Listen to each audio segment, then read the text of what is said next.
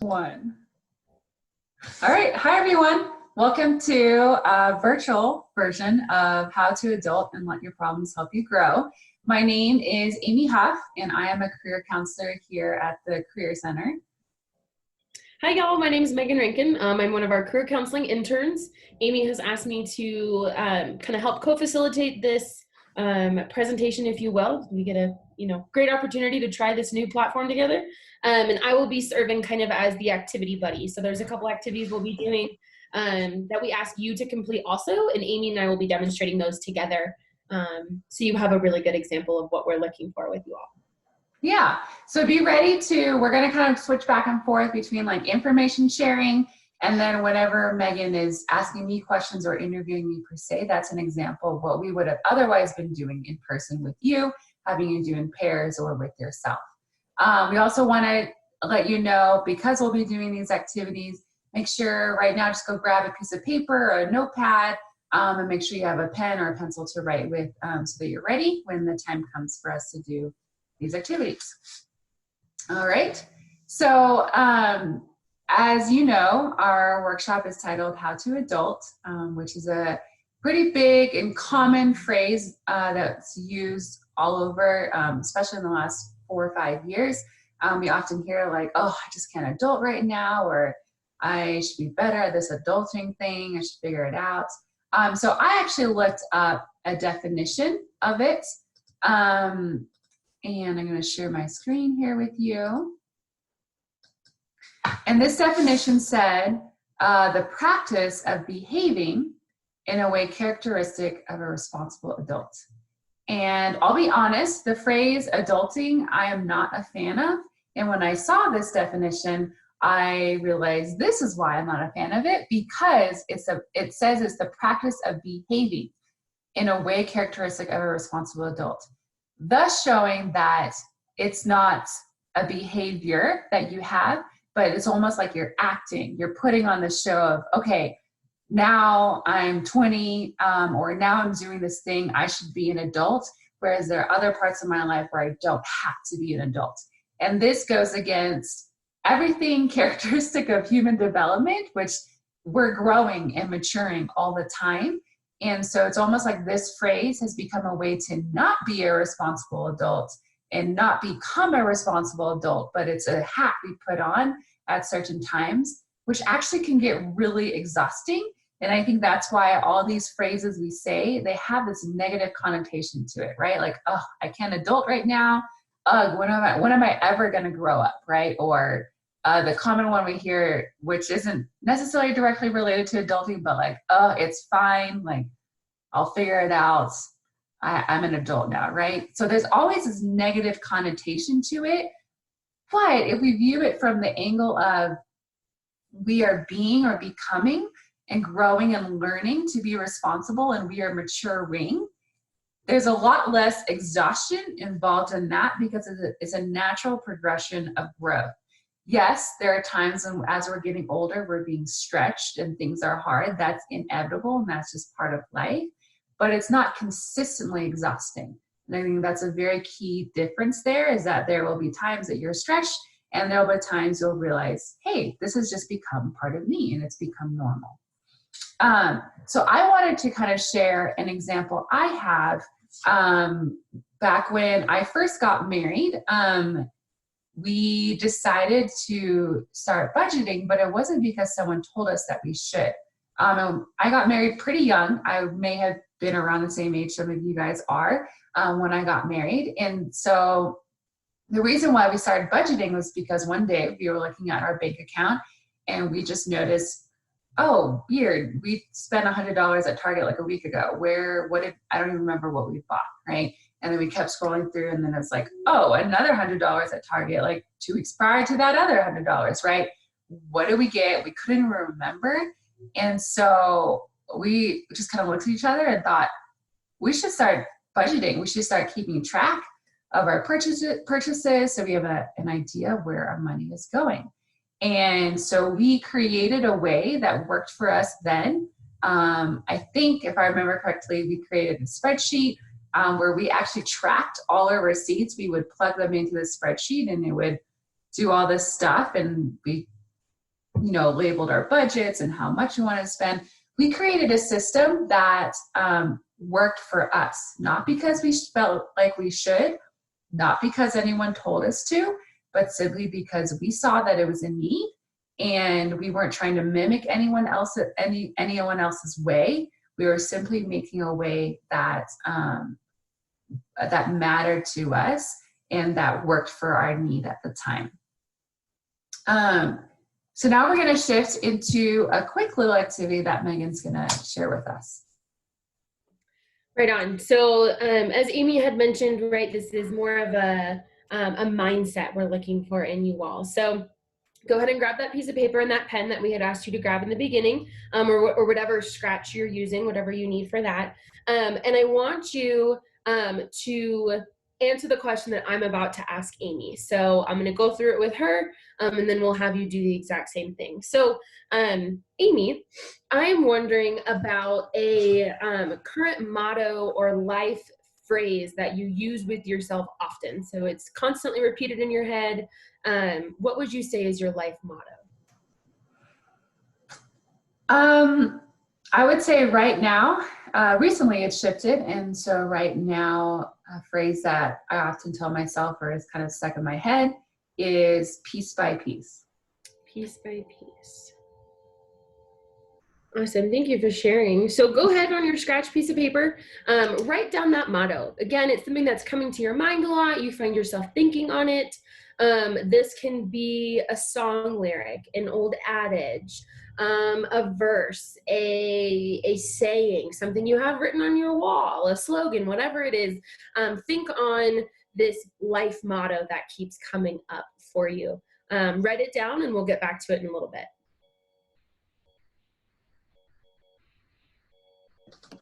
All right.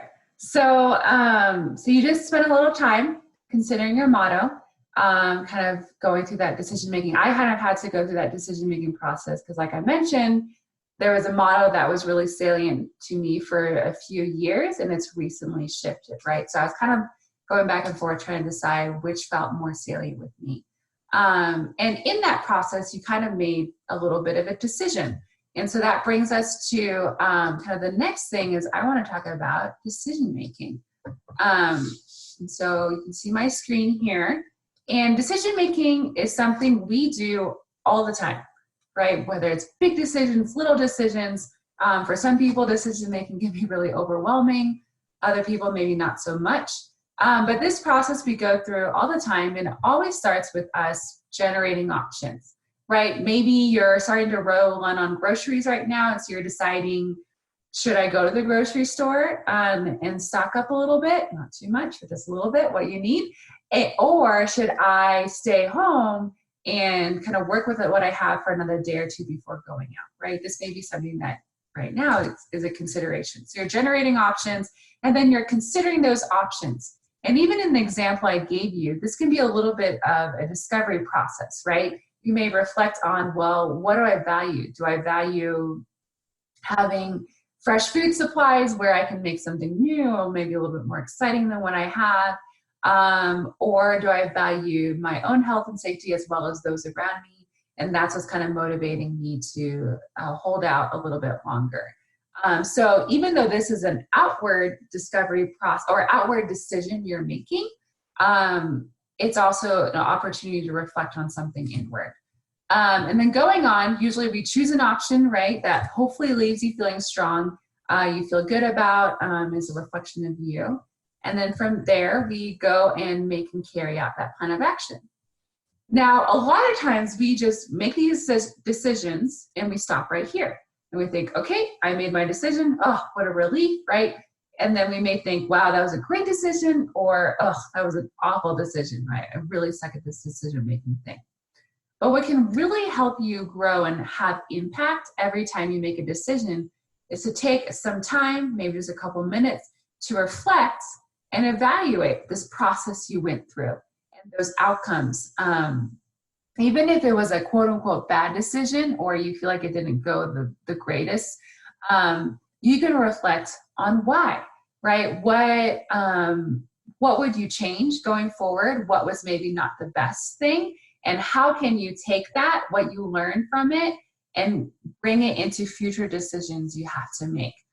So each time you're making a new decision, you're growing based on your previous experience, your previous reflection on previous decisions. So going back to my personal example about budgeting, this is something that we have now done for probably 8 or 9 years.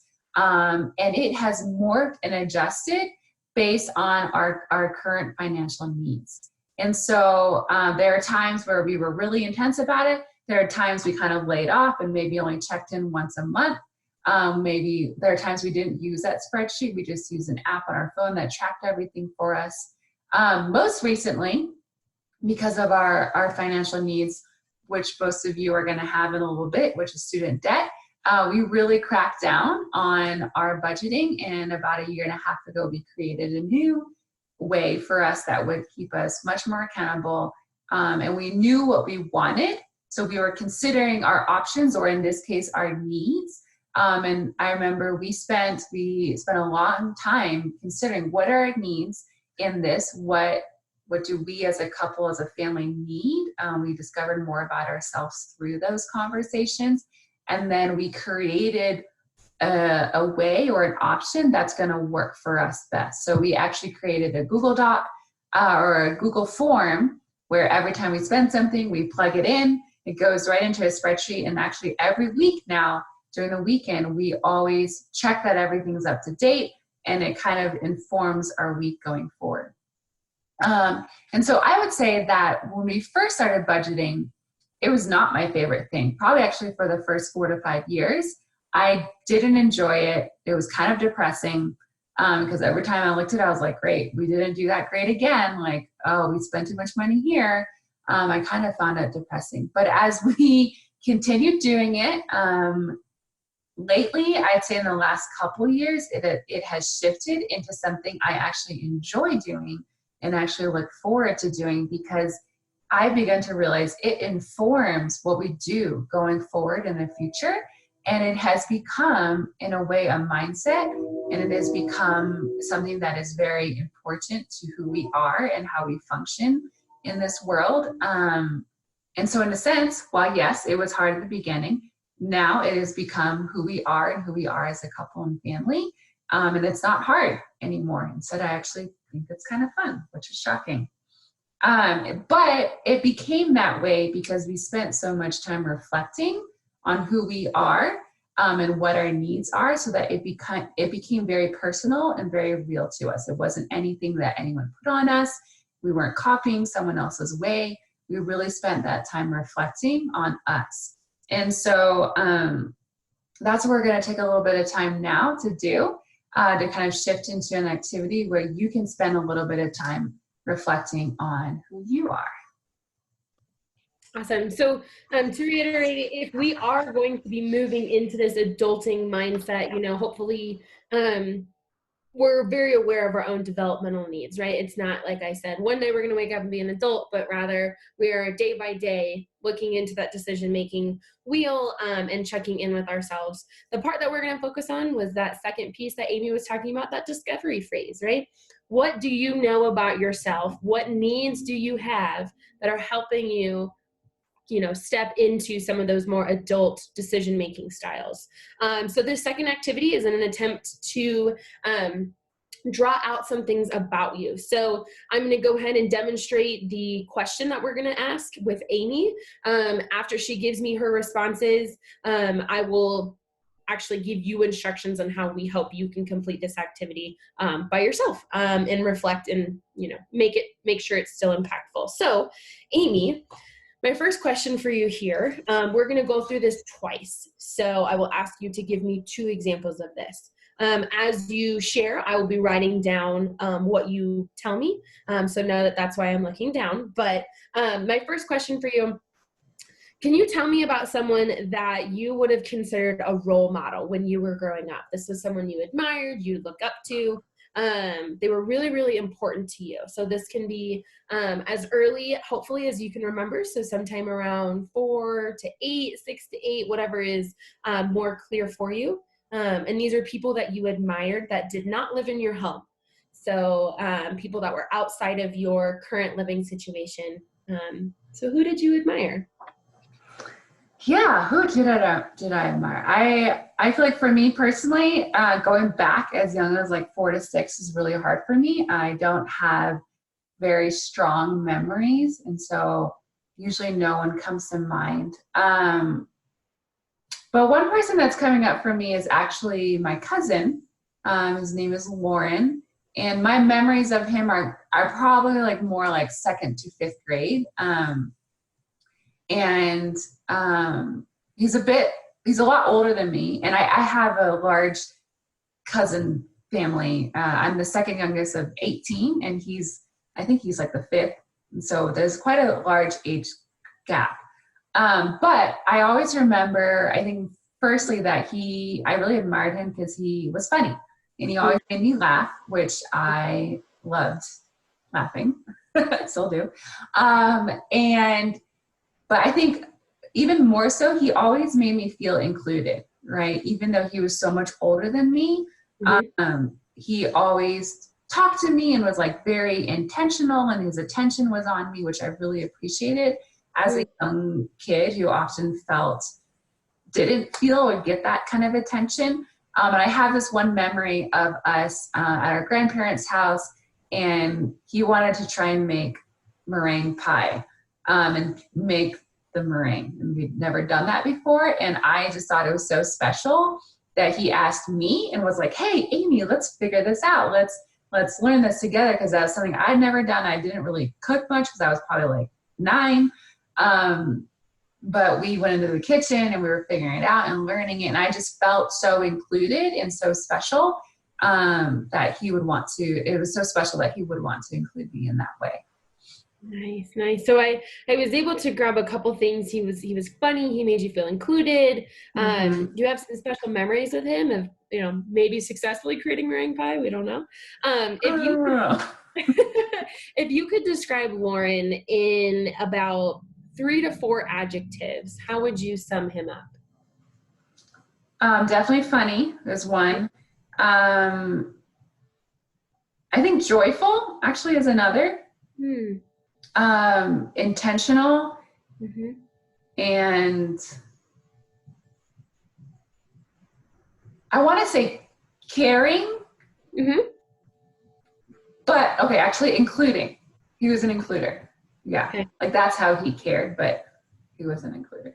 Nice, right on. Thank you. So we got 4 adjectives to describe Lauren here. I'm going to ask you to do this again, and now give me a second role model and describe them to me. Okay, so this one I'm going to go a little bit older. Her name is Barb. I met her in 8th grade through my church, and us like group of girls, we just loved her. She was super fun, loved us, and even though we were crazy like 8th graders, and I always thought kind of probably obnoxious to most adults, she just loved us and cared for us right where we were. But I would say when I really grew to admire her was more in high school. She had moved away, but we still kept in touch. And she became like my go-to person when I was really going through a hard time. I knew I could call her, text her. She was always there to listen. She had this way of like, she would just hear me out, just let me talk and get it all out. And at the end, she would just sum up what I was feeling in like one word or one sentence. And it always blew my mind. I was like, how did you know that's exactly what I was feeling? And I didn't even know that myself, right? And that just made me feel so heard. I'd never experienced that before in my life, and that was really special. And I would say for adjectives, she also was funny too. She had this way, even if I was like crying at the end of the call, she always would just make me laugh. Like she always could make me laugh no matter what. So definitely she was also funny. She was a listener. She was caring. And she was also just lighthearted, not in a way of just like brushing off stuff and like, oh, it's not a big deal. She deeply cared, but there was still a lightheartedness around her. Yeah. That's beautiful. So for Barb, we've got some really neat stories of you growing up and her being kind of a part of you transitioning into, you know, an older adult and, you know, moving away from the quote unquote obnoxious little girl into someone who, you know, needed someone to listen. And Barb showed up in a very caring and lighthearted way for you. Yeah, definitely. So what we're going to have you folks do now for your activity is exactly the question I asked Amy. Who are your role models? Who did you admire growing up? And these are, you know, get ready for some instructions. So what we're going to have you do is on that piece of paper, you know, with your pen, go ahead and think of that first and that second role model. You're about 5 to 8 years old. This is someone you did not live with, so they were not in your home. This could be someone that was a grandma, grandpa, aunt, and uncle, a cousin in the case of Amy, someone that she had kind of used as a mentor through her church when she was younger. Really anybody. It can even extend into action figures and cartoons. I actually, when I get asked this question, Scooby-Doo is one of my role models, because when I was 4 years old, I thought Scooby-Doo, or 5 years old, Scooby-Doo was the best in the world. So know that it can be someone that's fictional, but not someone that lived in your home. As you start thinking through who this person is, what you actually admired about them, I'm going to really challenge you to come up with 4 adjectives. Not 2, not 3, but 4 adjectives that describe that individual that you admired. As you come up with those adjectives, how did they show that? How did they live out that adjective? What were the actions they took? So we're going to take a little pause here and have you scribble some of those things down. So again, 2 role models, and answer those questions about them.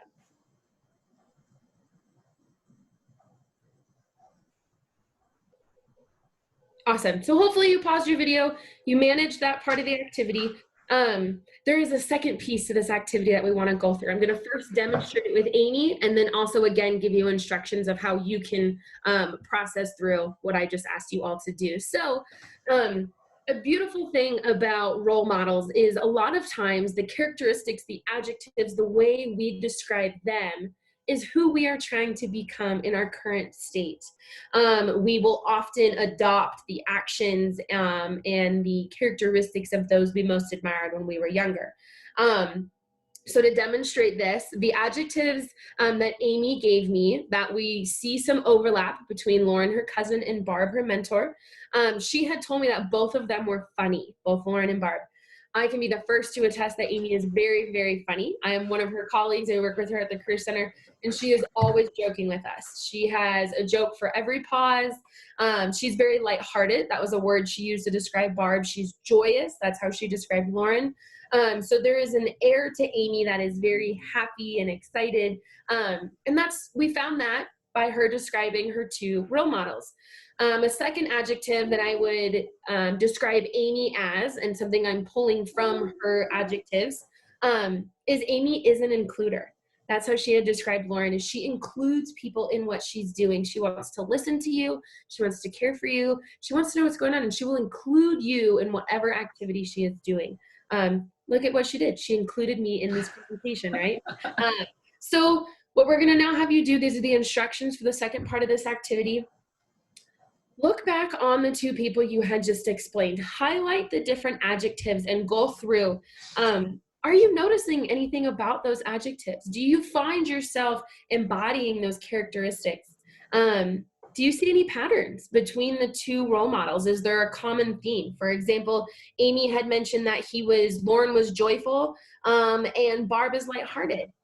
Different words, but similar concepts, similar themes running through it. So we're going to ask you now to take a pause. We'll wait just a moment. You'll go ahead and pause your video and start looking through and find those themes and find those patterns that you are hopefully embodying. If there's some of them you're struggling with, ask your friends, ask the people you're living with, ask your roommates, ask your coworkers. Am I funny? I notice I have a characteristic of funny in some of my role models. Go ahead and check in with people. And see if they notice those characteristics in you. So we're going to go ahead and pause your video, and you finish this activity, all right?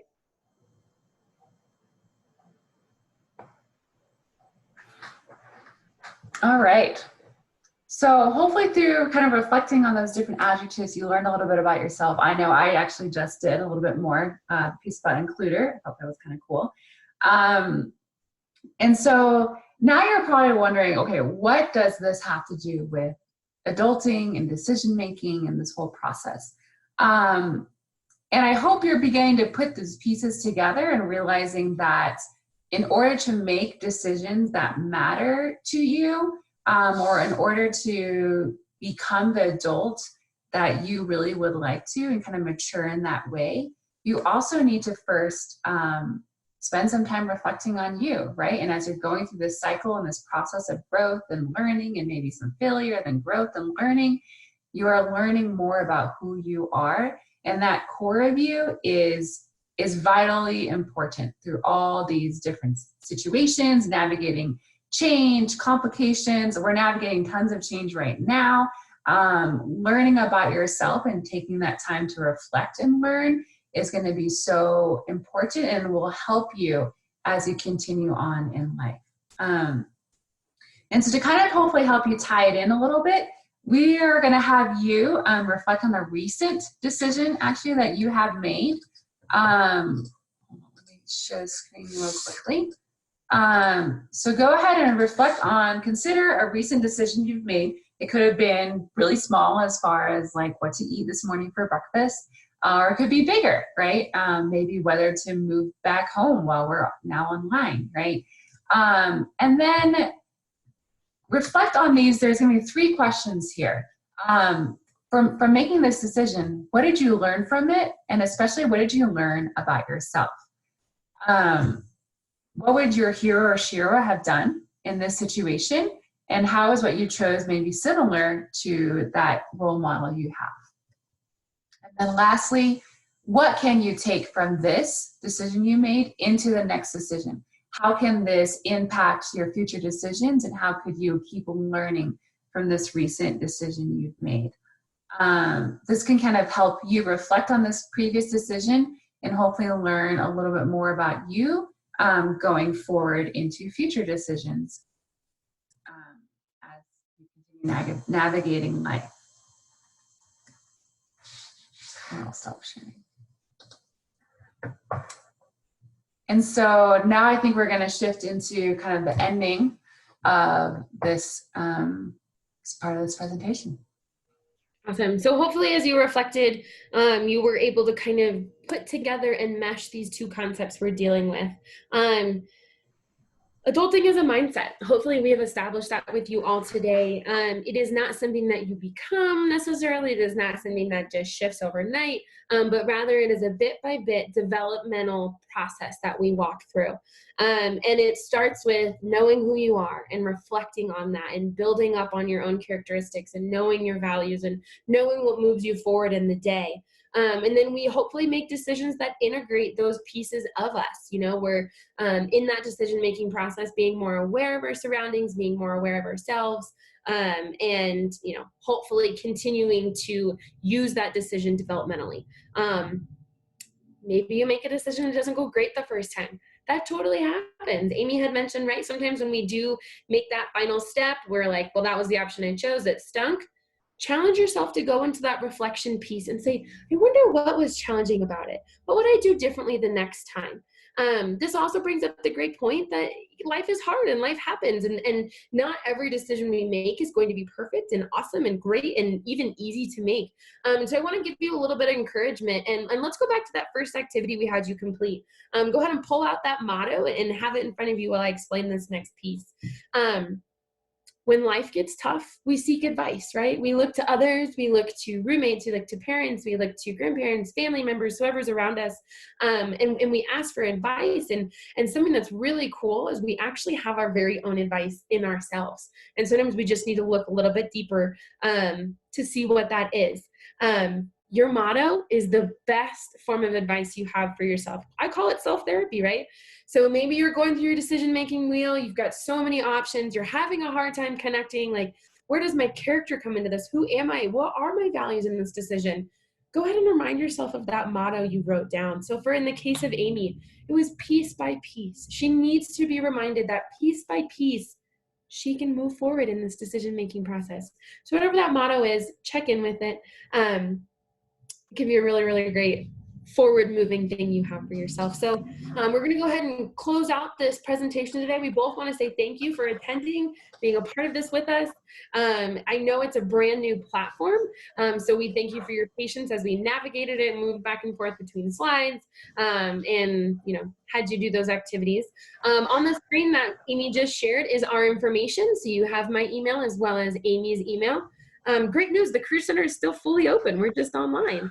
So if you have questions about this decision-making process, if you have questions about who the heck am I? How do I figure more out about that? Amy and I have all kinds of activities, first for decision-making as well as for learning who you are. So if you've got questions about that, you'd like to meet with us, shoot us an email, find us on Handshake. We are totally around to help you process through this. Also know that being an adult right now, becoming an adult, whatever that looks like for you, whatever phrase fits for you, is going to get challenged in these next couple weeks and next couple months. And you've got two people here that are really ready to support you and root you on. So don't be afraid to reach out if you need help. Awesome. Well, thank you so much for joining, and we hope you enjoy the rest of your day.